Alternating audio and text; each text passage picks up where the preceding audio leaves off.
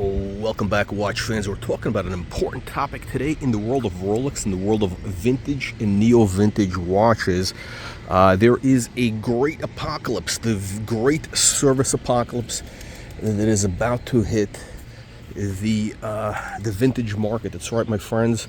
Any watch that you own, actually I shouldn't say any, yes, any watch, doesn't have to be vintage. There is a lurking problem under the surface that is about to come like a massive tsunami, and it's going to wash over and drown most of the watch market. So you got to be very prepared. What am I talking about? I'm talking about the service apocalypse. Okay, and pretty much what that means is if you need to get your watch serviced, unless it's a Rolex, and I mean, like, anything relatively modern, meaning made past the 1980s, you're going to have some issues. There's a couple things happening. First of all, there's been a lot of new people who've entered the market. There's a lot more watches in the market, and a lot of those vintage watches or neo-vintage watches that were probably sitting in drawers, people have been wearing them in the last 5 years, right? So, watches that were once sitting in drawers and safes are now being worn.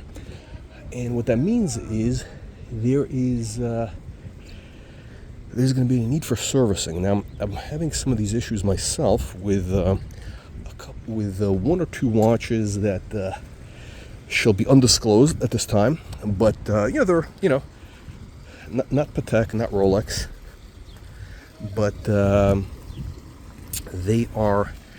they're having some problems because you can't get the parts. That's right, you can't get the parts. So they have to go back to the factory. They got to go back to the factory. Unbelievable, but true. And you know what that means? Here we have one of the fine citizens of San Francisco. This is a prime real estate location here. Prime real estate location, and top of Nob Hill here. And this we got free room and board. Unbelievable, but true. Now, by the way, I parked my car here in this garage. I'm going to find out today if it's been parked over the weekend. I'm going to find out today if it hasn't been broken into. Hopefully, it hasn't been broken into. It's $40 overnight. The hotel is $75 plus tax overnight. So, I did it one night, but it's a lot of money. It's a lot of money. It's almost like it's almost the cost of a room. So, yeah. So we're here at this hotel. Yeah. Anyway, back to the story about watches. So, here's the problem. The problem is Rolex. You're okay with pretty much. Vintage, anything past the 80s, you're okay. There's a lot of parts out there. There's plenty of parts. But if we're talking about, I don't know, let's just use the word AP, Audemars Piguet. Well, you're out of luck. How about Piaget? Out of luck. Unless, it's relatively recent. Maybe. I don't know. Patek, Philippe, forget about it. Anyway, look.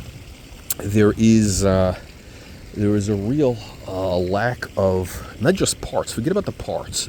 There's also very few watchmakers. You guys have probably heard about this lack of watchmakers out there, but look, a lot of these guys are older, right? A lot of them are retiring. The guys who are experienced, they can't do it all their life, right? So you have less watchmakers out there, and what's happening is a lot of you do have some young people are coming into the market, but there's really not enough of them, right? There's really not enough of them. It's really there's a real dearth of these people, and there's a lot more watches. Again, more watches in the market in the last let's call it 5 years. Vintage watches being worn, and there's fewer watchmakers, and things things break down, right? So number one is you got less watchmakers. Number two is the parts thing is a real serious problem, with the exception of Rolex. Okay, and these companies, these greedy Swiss bastards, and I've always told you the Swiss are the scum of the earth. They're the greediest people on the planet. What they're doing is they want all the watches to go to them so that they will service, right? And I think Rolex is probably going to go in that direction, right? Because now you got the recurring revenues, right? You got the captive customer base, recurring revenues, right? So not only do you get to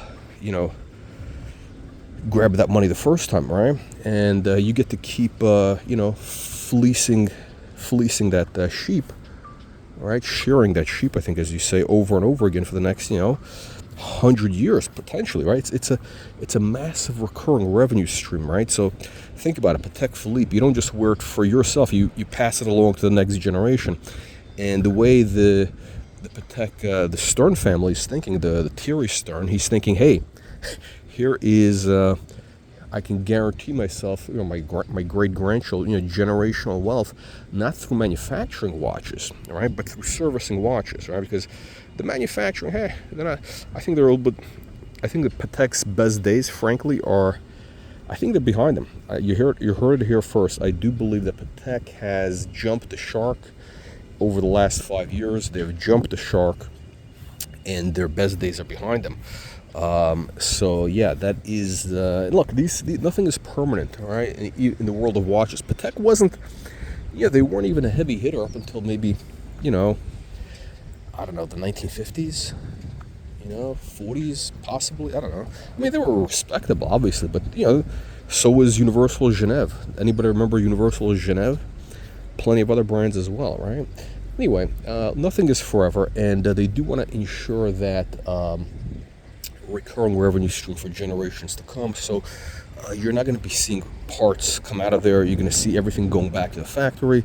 So that's a nice little recurring revenue stream, and everybody's going in that direction. Of course, Audemars, Piguet, notorious. But look, the problem is this. Bottom line, when you're buying a vintage or a neo-vintage watch, you really do need to take the service thing into consideration. Even Rolex,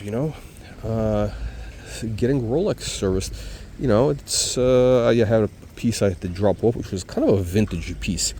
One of my older, this is a kind of a new acquisition, so to speak, 1960s, and whatever.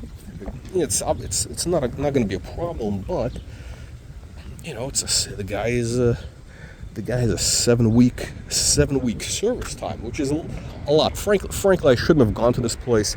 I mean, they came very highly recommended, and all that stuff, but a little bit pricey.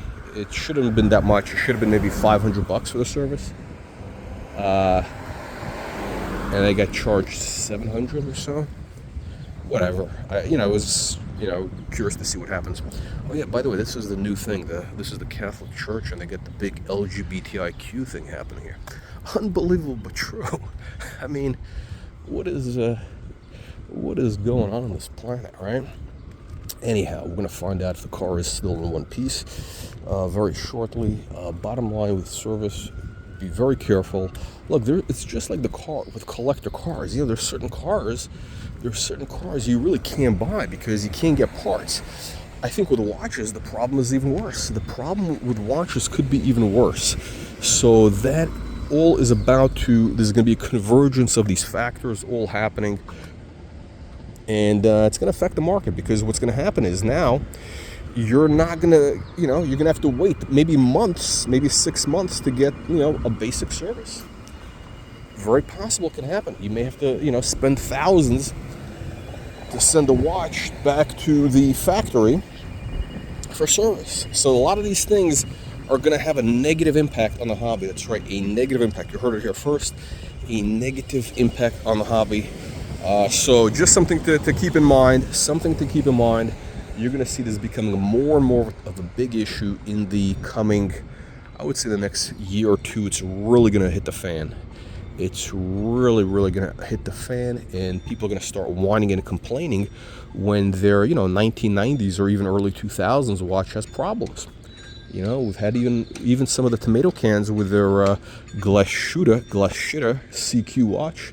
One of these tomato cans had a problem with a new watch, right? That's what happens when you don't buy Rolex. So I think Rolex is going to be the ultimate winner. That's right. You heard it here first. Rolex wins again. And they win bigly because they have a lot of parts available. I think they're going to be, more flexible with, selling parts and all that. There's just a ton of parts out there, right? So Rolex is winning bigly once more. And also, the other thing is, the mechanics, the Rolex mechanics, the watchmakers, there's a lot of watchmakers trained on Rolex, okay? So all these guys are trained on Rolex. They're not trained on Patek. They're not trained on Piaget, right? They're not trained on whatever. So it's going to be an issue.